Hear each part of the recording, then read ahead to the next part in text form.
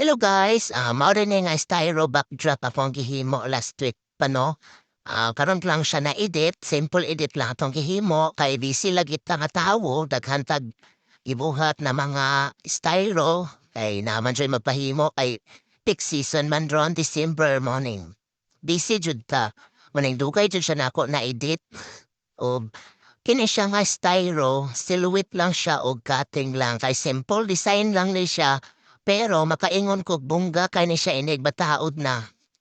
Kay lagi, Christmas tree man ni siya. Makaingon jud ko, usa ni siya sa pinakanindot nga akong nabuhat no. Maka-proud ba sa kaugalingon isip artist og dinhi nga part nagsugod na ta og pintar dinhi.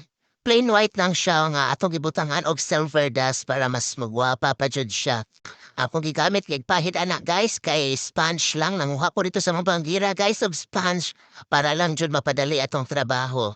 O kinig nga time gabi na ni siya.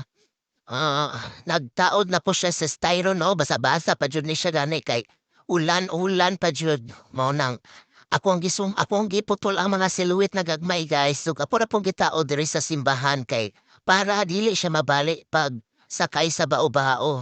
Og dinhi nagsugod na ta og sit up, hinahinay na tag sit up diri.